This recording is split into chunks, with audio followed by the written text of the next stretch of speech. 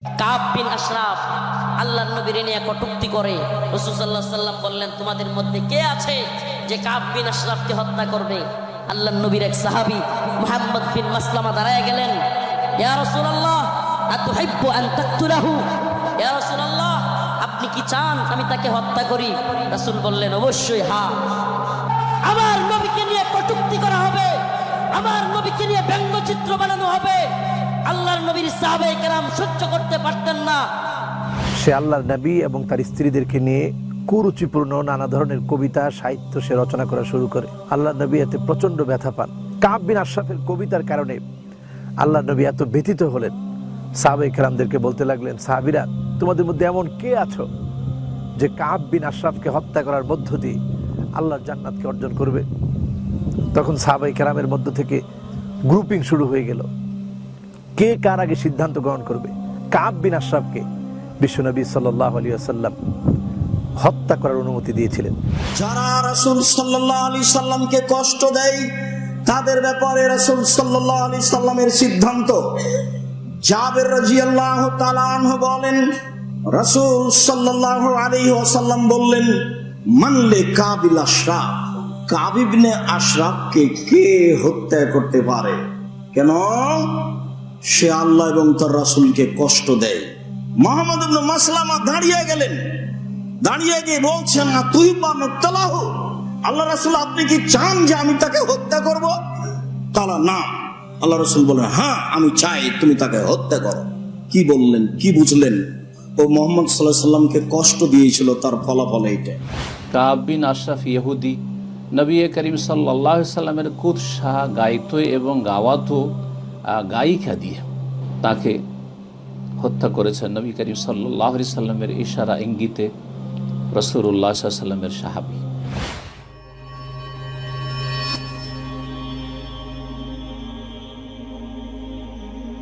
জাবির ইবনু আব্দুল্লাহ রাদিয়াল্লাহু তাআলা আনহু হতে বর্ণিত, একদা রাসূলুল্লাহ সাল্লাল্লাহু আলাইহি ওয়াসাল্লাম বললেন, কাব ইবনু আশরাফকে হত্যা করার জন্য কে প্রস্তুত আছো?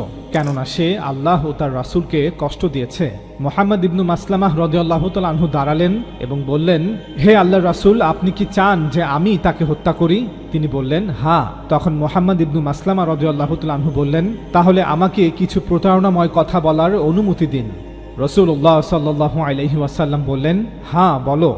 এরপর মুহাম্মদ ইবনু মাসলামা রাদিয়াল্লাহু তাআলা আনহু কাব ইবনু আশরাফের নিকট গিয়ে বিরক্তির কণ্ঠে বললেন, এই লোকটি অর্থাৎ রাসূলুল্লাহ সাল্লাল্লাহু আলাইহি ওয়াসাল্লাম আমাদের কাছে সাদকা চায় এবং সে আমাদেরকে বহু কষ্টে ফেলেছে।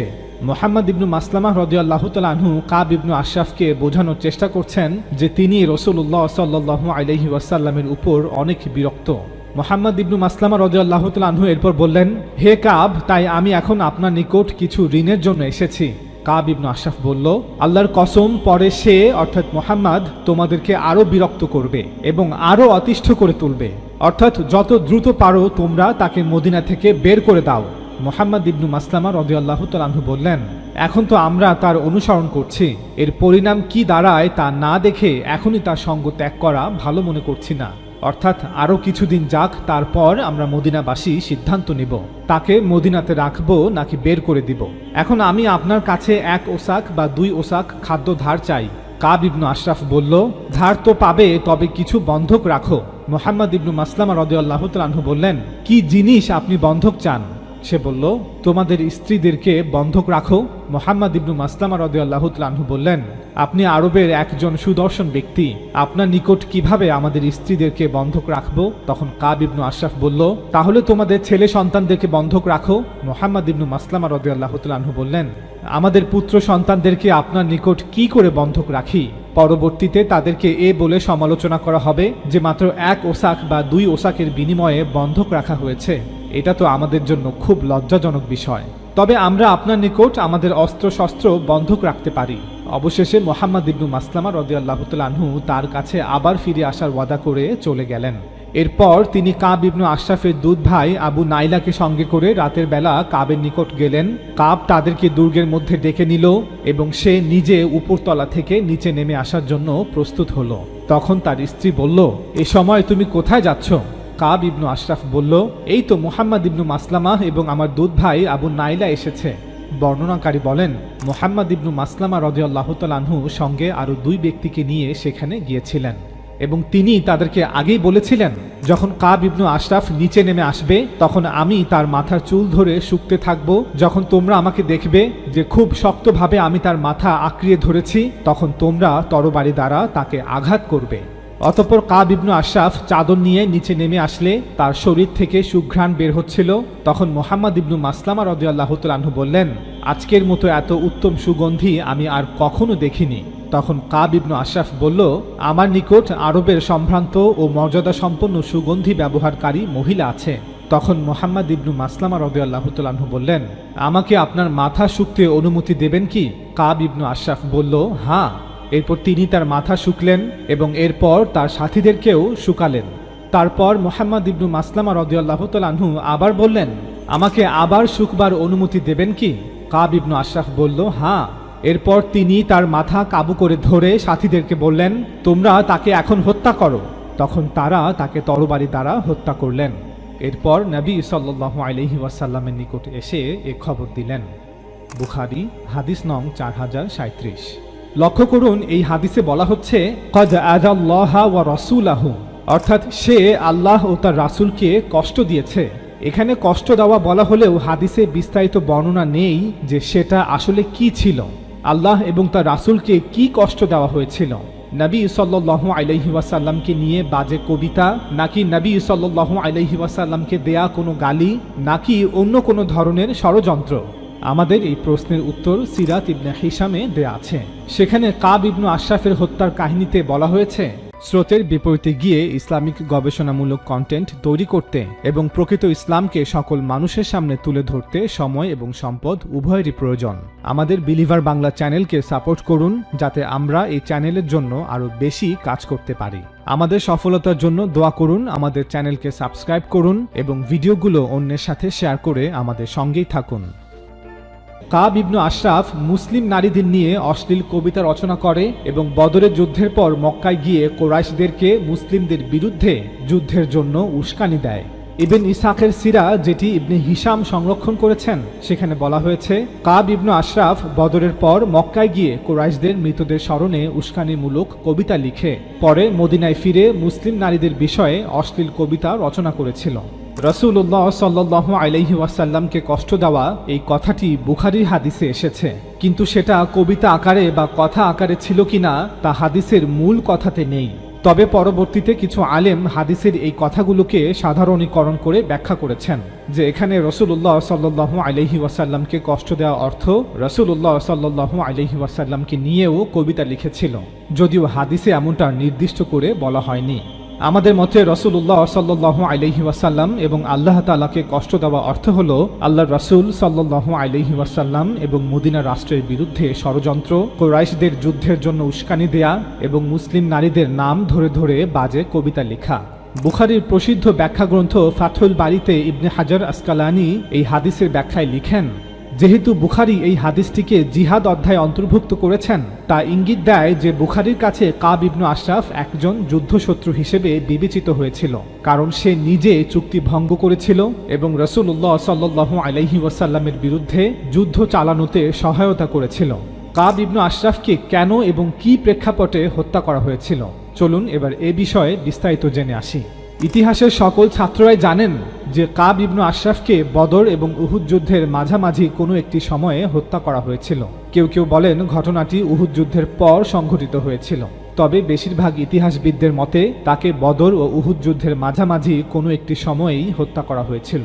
আমরা জানি রমজান মাসে সংঘটিত বদরের যুদ্ধে মুসলিমরা কোরাইশদের বড় পরাজয় ঘটায়। বদরের যুদ্ধে সকল জ্যেষ্ঠ নেতাদের হারানোর পর তৎকালীন কোরাইশ নেতা আবু সুফিয়ান শপথ করে বলেছিল, আমি যতক্ষণ মুসলিমদের বিরুদ্ধে প্রতিশোধ না নেব ততক্ষণ মাথায় তেল লাগাবো না এবং স্ত্রীদের কাছে যাব না, অথবা বলেছিল আমি যতক্ষণ মুসলিমদের বিরুদ্ধে প্রতিশোধ না নেব ততক্ষণ গোসল করব না, এমনকি স্ত্রী সহবাসের পরও গোসল করব না। প্রতিশোধ নেয়ার জন্য সে আরেকটি কোরাইশদের বিশাল যুদ্ধ বাহিনী মদিনায় আনতে চায়নি, বরং একটি ছোট বাহিনী নিয়ে দ্রুত হামলা করার পরিকল্পনা করছিল। বদরের যুদ্ধের প্রায় 2-3 মাস পর জিলহিজ্জা মাসে আবু সুফিয়ান কিছু উট ও অশ্বারোহী যোদ্ধা নিয়ে গোপনে মদিনার আশপাশের অঞ্চলে আসে। রাতে মদিনার নিকটবর্তী ও রায়দ এলাকায় পৌঁছে একজন আনসারী কৃষক ও তার সহযোগীকে হত্যা করে। তারা মুসলিমদের খেজুর বাগানে আগুন লাগিয়ে দেয় এবং দ্রুত পালিয়ে যায়। সংবাদ পেয়ে রাসূলুল্লাহ সাল্লাল্লাহু আলাইহি ওয়াসাল্লাম প্রায় 200 জন সাহাবী নিয়ে তাদের পিছু নেন। মুসলিম বাহিনী দ্রুত তাদের ধাওয়া করলেও আবু সুফিয়ান ও তার লোকেরা পালিয়ে যায় এবং তাদের সকল রসদ ফেলে যায়। মুসলমানরা সেই ফেলে যাওয়া গম, যব ও মধু দিয়ে তৈরি খাবার সাউইক সংগ্রহ করে নেয়। এজন্যই এই অভিযানের নাম হয় গাজওয়াতুস সাউইক। এই গাজওয়াতুস সাউইকের কিছু সপ্তাহ পরই কাব ইবনু আশরাফ গোপনে মক্কা সফর করে এবং তৎকালীন কোরাইশদের নেতা আবু সুফিয়ানের সাথে সাক্ষাৎ করে। আমরা সবাই জানি যে কাব ইবনু আশরাফ ছিল মদিনার ইহুদি গোত্র বানু নাদিরের একজন নেতা।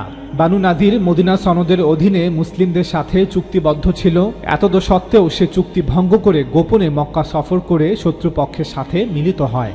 ধারণা করা যায় যে সেই সংকটপূর্ণ সময়ে তার মক্কা যাওয়ার কারণ ছিল বদরের পর কোরাইশরা মনোবল হারিয়েছিল এবং মুসলমানরা রাজনৈতিকভাবে শক্তিশালী হচ্ছিল।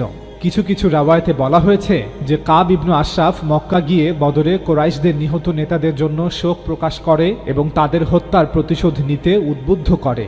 সে সেখানে কোরাইশ নেতাদের কাছে মুসলিমদের বিরুদ্ধে যুদ্ধের জন্য উস্কানিমূলক কবিতা পাঠ করে, যার অর্থ ছিল এমন: তোমরা যুদ্ধের উপযুক্ত, তোমরা প্রতিশোধ নাও, আমি তোমাদের সাথে আছি। আমাদের মতে এই সফরই ছিল কাব ইবনু আশরাফের বিরুদ্ধে সামরিক ব্যবস্থা নেওয়ার প্রধান কারণগুলোর একটি।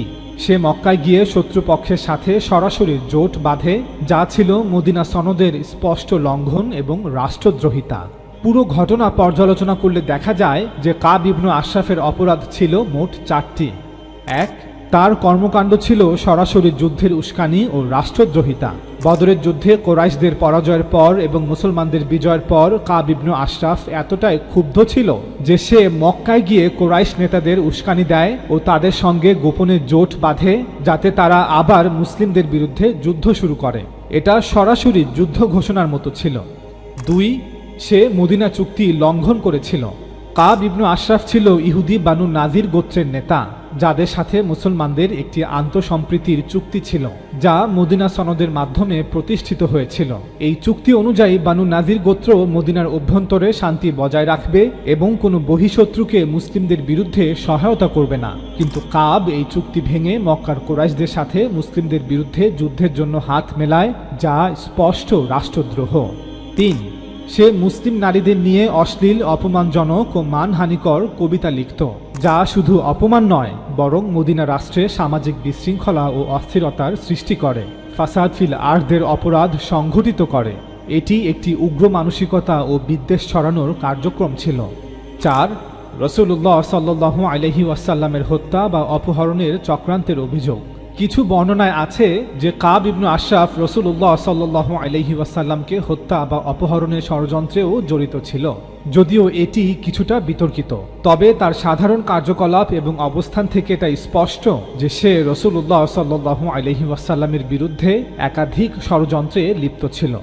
বিভিন্ন রাওয়ায়াত অনুযায়ী একটি গোপন অভিযানের মাধ্যমে কাব ইবনু আশরাফকে হত্যা করা হয়, যা এক ধরনের টার্গেটেড মিলিটারি অপারেশন ছিল। এই ধরনের অভিযান সাধারণত রাষ্ট্রীয় নিরাপত্তা হুমকি ও যুদ্ধ ঘোষণা প্রতিরোধের জন্যই করা হয়, শুধুমাত্র মত প্রকাশ বা কটূক্তির জন্য নয়। সুতরাং কাব ইবনু আশরাফ শুধু নারীদের কটূক্তি করেনি, সে রাষ্ট্রদ্রোহ, চুক্তিভঙ্গ, যুদ্ধের উস্কানি, শত্রুপক্ষের সহায়তা এবং সমাজে বিদ্বেষ ছড়ানোর অপরাধে অভিযুক্ত ছিল। সে ফাসাদ ফিল আরদের অপরাধের অপরাধী ছিল, তাই তাকে হত্যা করা হয়েছিল একটি আক্রমণাত্মক রাজনৈতিক ও সামরিক হুমকি হিসেবে, কেবল মত প্রকাশ বা কবিতার কারণে নয়। আমরা বলবো, যদি বাস্তবতা এমন হতো যে কাব ইবনু আশরাফ শুধু রাসূলুল্লাহ সাল্লাল্লাহু আলাইহি ওয়াসাল্লামকে কটূক্তি করেছে, তাহলে হয়তো তাকে মদিনার মুনাফিক উবাই ইবনে কাবের মতোই ছেড়ে দেওয়া হতো। উবাই ইবনু কাব রাসূলুল্লাহ সাল্লাল্লাহু আলাইহি ওয়াসাল্লামকে নীচ বললেও তাকে কোনো শাস্তি দেয়া হয়নি। আশা করি আমরা প্রমাণ করতে পেরেছি যে তাৎক্ষণিক আবেগ বা কটূক্তির জন্য কাব ইবনু আশরাফকে হত্যা করা হয়নি। তাকে হত্যা করা হয়েছে কারণ সে ছিল একজন সক্রিয় ষড়যন্ত্রকারী, যার কর্মকাণ্ড মুসলিম রাষ্ট্রের নিরাপত্তার জন্য স্পষ্ট হুমকি ছিল। এজন্যই ইমাম আবু হানিফা এবং হানাফি আলেমরা বলেন যে রাসূল সাল্লাল্লাহু আলাইহি ওয়াসাল্লামের কটূক্তিকারী অমুসলিম হলে তাকে শাস্তি হিসেবে হত্যা করা যাবে না। হানাফি মাযহাবের মৌলিক গ্রন্থসমূহ এবং প্রাচীন হানাফি আলেমদের দৃষ্টিভঙ্গিতে কাব ইবনু আশরাফের হত্যাকে কেবল কটূক্তি শাস্তি নয়, বরং রাষ্ট্রদ্রোহ, চুক্তিভঙ্গ ও শত্রুপক্ষের সাথে হাত মেলানো শাস্তি হিসেবেই ব্যাখ্যা করা হয়েছে। চলুন এবার আবু রাফে আব্দুল্লাহ ইবনু আবুল হুকাইকের ঘটনাটি আপনাদের পড়ে শোনাই। বারাআ রাদিয়াল্লাহু তাআলা আনহু হতে বর্ণিত, তিনি বলেন, রাসূলুল্লাহ সাল্লাল্লাহু আলাইহি ওয়াসাল্লাম আব্দুল্লাহ ইবনু আতিককে আমির বানিয়ে তার নেতৃত্বে আনসারদের কয়েকজন সাহাবীকে ইয়াহুদি আবু রাফির হত্যার উদ্দেশ্যে প্রেরণ করেন। আবু রাফি রাসূলুল্লাহ সাল্লাল্লাহু আলাইহি ওয়াসাল্লামকে কষ্ট দিত এবং এ ব্যাপারে লোকদেরকে সাহায্য করত। হিজাজ ভূমিতে তার একটি দুর্গ ছিল যেখানে সে বাস করত। তারা যখন তার দুর্গের কাছে গিয়ে পৌঁছলেন তখন সূর্য ডুবে গেছে এবং লোকজন নিজেদের পশুপাল নিয়ে রওনা হয়েছে নিজ নিজ গৃহে। আব্দুল্লাহ ইবনে আতিক তার সাথীদেরকে বললেন, তোমরা তোমাদের স্থানে বসে থাকো, আমি চললাম ভিতরে প্রবেশ করার জন্য। এরপর তিনি সামনের দিকে এগিয়ে গিয়ে দরজার কাছে পৌঁছলেন এবং কাপড় দ্বারা নিজেকে এমনভাবে ঢাকলেন যেন তিনি প্রাকৃতিক প্রয়োজনে রত আছেন। তখন সবাই ভিতরে প্রবেশ করলে দুর্গের দারোয়ান তাকে ডেকে বলল, ওহে আব্দুল্লাহ, ভিতরে ঢুকতে চাইলে ঢুকে পড়ো, আমি এখনই দুর্গের দরজা বন্ধ করে দেব। আমি তখন ভিতরে প্রবেশ করলাম এবং আত্মগোপন করে থাকলাম। দুর্গের ভেতরে বসবাসকারী সকলে ভেতরে প্রবেশ করার পর সে দরজা বন্ধ করে দিল এবং একটি প্যারেকের সঙ্গে চাবিটা লটকিয়ে রাখল। আব্দুল্লাহ ইবনে আতিক রাদিয়াল্লাহু তাআলা আনহু বলেন, এরপর আমি চাবিটার দিকে এগিয়ে গেলাম এবং চাবিটা নিয়ে দরজাটি খুললাম। আবু রাফির নিকট রাতের বেলায় গল্পের আসর বসত। এ সময় সে তার উপরতলার কামরায় অবস্থান করছিল। রাত গভীর হলে গল্পের আসরে আগত লোকজন চলে গেল। আমি সিঁড়ি বেয়ে তার কাছে গিয়ে পৌঁছলাম। এ সময় আমি একটি করে দরজা খুলছিলাম এবং ভিতর দিক থেকে তা আবার বন্ধ করে দিয়ে যাচ্ছিলাম, যাতে লোকজন আমার ব্যাপারে জানতে পারলেও হত্যা না করা পর্যন্ত আমার নিকট পৌঁছতে না পারে। আমি তার কাছে গিয়ে পৌঁছালাম। এ সময় সে একটি অন্ধকার কক্ষে তার পরিবারের মাঝে শুয়েছিল। কক্ষের কোন অংশে সে শুয়ে আছে আমি তা বুঝতে পারছিলাম না, তাই আবু রাফে বলে ডাক দিলাম। সে বলল, কে আমাকে ডাকছো? আমি তখন আওয়াজটি লক্ষ্য করে এগিয়ে গিয়ে তরবারি দ্বারা প্রচণ্ড জোরে আঘাত করলাম। আমি তখন কাঁপছিলাম। এ আঘাতে আমি তার কোনো কিছুই করতে পারলাম না। সে চিৎকার করে উঠলে আমি কিছুক্ষণের জন্য বাইরে চলে আসলাম। এরপর পুনরায় ঘরে প্রবেশ করে কণ্ঠস্বর পরিবর্তন করত তার আপন লোকের ন্যায় জিজ্ঞাসা করলাম, আবু রাফে, এ আওয়াজ হলো কিসের? সে বলল, তোমার মায়ের সর্বনাশ হোক, একটু আগে ঘরের ভেতর এসে কে যেন আমাকে তরবারি দ্বারা আঘাত করেছে। আব্দুল্লাহ ইবনে আতিক রাদিয়াল্লাহু তাআলা আনহু বলেন, তখন আমি আবার তাকে ভীষণ আঘাত করলাম এবং মারাত্মকভাবে ক্ষত বিক্ষত করে ফেললাম, কিন্তু তাকে হত্যা করতে পারিনি। তাই তরবারির ধারালো দিকটি তার পেটের উপর চেপে ধরলাম এবং পিঠ পার করে দিলাম। এবার আমি নিশ্চিত রূপে বুঝলাম যে এখন আমি তাকে হত্যা করতে পেরেছি। এরপর আমি এক এক করে দরজা খুলে নিচে নামতে শুরু করলাম। নামতে নামতে সিঁড়ির শেষ প্রান্তে এসে পৌঁছালাম। পূর্ণিমার রাত্র ছিল। চাঁদের আলোতে তাড়াহুড়ার মধ্যে সঠিকভাবে অনুধাবন করতে না পেরে আমি মনে করলাম সিঁড়ির সকল ধাপ অতিক্রম করে আমি মাটির নিকটে এসে পড়েছি, কিন্তু তখনও একটি ধাপ অবশিষ্ট ছিল। তাই নিচে পা রাখতেই আমি পড়ে গেলাম। অমনি আমার পায়ের গোছার হাড় ভেঙে গেল। আমি আমার মাথার পাগড়ি খুলে পাখানা বেঁধে নিলাম এবং একটু হেঁটে গিয়ে দরজার সামনে বসে রইলাম। মনে মনে স্থির করলাম, আবু রাফির মৃত্যু সম্পর্কে নিশ্চিত না হয়ে আজ রাতে আমি এখান থেকে যাব না। ভোর রাতে মোরগের ডাক আরম্ভ হলে মৃত্যু ঘোষণাকারী প্রাচীরের উপরে উঠে ঘোষণা করল, হিজাজ অধিবাসীদের অন্যতম ব্যবসায়ী আবু রাফির মৃত্যু সংবাদ শোনো। তখন আমি আমার সাথীদের নিকট গিয়ে বললাম, তাড়াতাড়ি চলো, আল্লাহ আবু রাফিকে হত্যা করেছেন। এরপর নবী সাল্লাল্লাহু আলাইহি ওয়াসাল্লামের নিকট গেলাম এবং সমস্ত ঘটনা খুলে বললাম। তিনি বললেন, তোমার পা লম্বা করে বিছিয়ে দাও। আমি আমার পা লম্বা করে দিলে তিনি তাতে স্বীয় হাত বুলিয়ে দিলেন। তাতে এমন সুস্থ হলাম যেন আমি কোনো আঘাতই পাইনি। বুখারী হাদিস নং 4039। লক্ষ্য করুন, এই হাদিসে বলা হচ্ছে, ওয়াকানা আবু রাফি ইউযি রাসূলুল্লাহ সাল্লাল্লাহু আলাইহি ওয়াসাল্লাম ওয়া ইউঈনু আলাইহি, অর্থাৎ আবু রাফে রাসূলুল্লাহ সাল্লাল্লাহু আলাইহি ওয়াসাল্লামকে কষ্ট দিত এবং এ ব্যাপারে লোকদেরকে সাহায্য করত। কাব ইবনু আশরাফের হাদিসের ন্যায় এখানেও কষ্ট দেওয়া বলা হলেও হাদিসে বিস্তারিত বর্ণনা নেই যে সেটা আসলে কি ছিল। নবী সাল্লাল্লাহু আলাইহি ওয়াসাল্লামকে নিয়ে বাজে কবিতা নাকি নবী সাল্লাল্লাহু আলাইহি ওয়াসাল্লামকে দেয়া কোনো গালি। তবে এই হাদিসের পরের অংশে ঠিকই বলা হয়েছে, ওয়া ইউঈনু আলাইহি, আবু রাফে এ ব্যাপারে লোকদেরকে সাহায্য করত। চলুন এবার জেনে আসি যে এই হাদিসে কষ্ট দেওয়া এবং লোকদেরকে সাহায্য করা দিয়ে কোন দিকে ইঙ্গিত করা হয়েছে এবং আবু রাফিকে কেন এবং কি প্রেক্ষাপটে হত্যা করা হয়েছিল। ইতিহাসের সকল ছাত্রই জানে যে উহুদের যুদ্ধের পর তৃতীয় অথবা চতুর্থ হিজরিতে রাসূলুল্লাহ সাল্লাল্লাহু আলাইহি ওয়াসাল্লামকে হত্যার ষড়যন্ত্র এবং মদিনা চুক্তির ভঙ্গের কারণে ইহুদি গোত্র বানু নাদিরকে মদিনা থেকে নির্বাসিত করা হয়। তখন তারা মদিনার পার্শ্ববর্তী অঞ্চল খাইবারে গিয়ে বসবাস শুরু করে। আবু রাফে আব্দুল্লাহ ইবন আবি আল হুকাইক বানু নাদির গোত্রেরই একজন বিশিষ্ট নেতা ও সম্পদশালী ব্যক্তি ছিল। বানু নাদির মদিনা থেকে নির্বাসিত হলে আবু রাফিও তাদের সাথে খাইবারে চলে যায় এবং সেখান থেকে মুসলিমদের বিরুদ্ধে রাজনৈতিক ও সামরিক ষড়যন্ত্র চালিয়ে যেতে থাকে। সে মক্কার কোরাইশদের সাথে আরো ঘনিষ্ঠ সম্পর্ক তৈরি করে এবং খন্দকের যুদ্ধের সময় মদিনার বিরুদ্ধে আরব জোট গঠনে সাহায্য করে। সেই যুদ্ধে সে শত্রুদের অস্ত্র, রসদ ও অর্থ সরবরাহ করে যাতে মুসলমানদের এবং মদিনা রাষ্ট্রকে ধ্বংস করা যায়। ইসলামী ইতিহাসের বিভিন্ন সূত্রে উল্লেখ আছে যে খন্দক বা আহজাবের যুদ্ধে সে মুসলিম বিরোধী গোষ্ঠীগুলোকে একত্রিত করে এবং মদিনা আক্রমণের পরিকল্পনায় সক্রিয় ভূমিকা রাখে। এদিকে ইঙ্গিত করেই বুখারীর হাদিসে বলা হয়েছে আবু রাফে রাসূলুল্লাহ সাল্লাল্লাহু আলাইহি ওয়াসাল্লামকে কষ্ট দিত এবং এ ব্যাপারে লোকদেরকে সাহায্য করত। লক্ষ্য করুন, কাব ইবনে আশরাফের হাদিসের ন্যায় আবু রাফের এই হাদিসটিও ইমাম বুখারী মাগাজি যুদ্ধ অধ্যায়ে অন্তর্ভুক্ত করেছেন। এটি ইঙ্গিত দেয় যে বুখারীর কাছে কাব ইবনে আশরাফের ন্যায় আবু রাফিও যুদ্ধশত্রু হিসেবে বিবেচিত হয়েছিল, কারণ খন্দক বা আহজাবের যুদ্ধে আবু রাফে মুসলিম বিরোধী গোষ্ঠীগুলোকে একত্রিত করে মদিনা আক্রমণের পরিকল্পনায় সক্রিয় ভূমিকা নিয়েছিল। ইবনে হিশাম লিখেন, আবু রাফে আমাদের শত্রুদের অর্থ দিয়ে সাহায্য করত এবং রাসূলুল্লাহ সাল্লাল্লাহু আলাইহি ওয়াসাল্লামের বিরুদ্ধে আহজাবদের একত্রিত করত। ইবন সাআদ লিখেন, আবু রাফে আহজাবদের অর্থাৎ আরব বাহিনীগুলোকে অর্থ ও অস্ত্র দিয়ে রাসূলুল্লাহ সাল্লাল্লাহু আলাইহি ওয়াসাল্লামের বিরুদ্ধে সাহায্য করত। আল ওয়াকিদি লিখেন, আবু রাফে কোরাইশ ও গাতাফানদের কাছে লোক পাঠায়, তাদেরকে মুহাম্মদ রাসূলুল্লাহ সাল্লাল্লাহু আলাইহি ওয়াসাল্লামের সাথে যুদ্ধের জন্য আহ্বান জানায় এবং বিজয় ও অর্থের প্রতিশ্রুতি দেয়। তাবারি লিখেন, খন্দকের যুদ্ধে আবু রাফে রাসূলুল্লাহ সাল্লাল্লাহু আলাইহি ওয়াসাল্লামের শত্রুদের কাছে অস্ত্র ও খাদ্য সরবরাহ করত। সংক্ষেপে আবু রাফের হত্যার মূল কারণ ছিল খন্দকের যুদ্ধে মুসলিমদের বিরুদ্ধে রাজনৈতিক ও সামরিক ষড়যন্ত্র, খন্দকের যুদ্ধে শত্রুপক্ষকে অর্থ, অস্ত্র ও রসদ সরবরাহ, খন্দকের যুদ্ধে মদিনা আক্রমণের পরিকল্পনায় অংশগ্রহণ, মদিনার ইসলামী রাষ্ট্রের নিরাপত্তার জন্য হুমকি। হানাফি মাযহাবের মৌলিক গ্রন্থসমূহ এবং প্রাচীন হানাফি আলেমদের মতে আবু রাফির মতো ঘটনাগুলোকে প্রত্যক্ষভাবে শুধু শাতিম বা ব্লাসফেমি হিসেবে দেখা উচিত নয়, বরং এগুলোকে বলা হয়েছে রাজনৈতিক সামরিক অপরাধ, চুক্তিভঙ্গ ও শত্রুপক্ষকে সহযোগিতা, অর্থায়ন। এই কারণে হত্যার বিধান প্রযোজ্য হয়েছিল।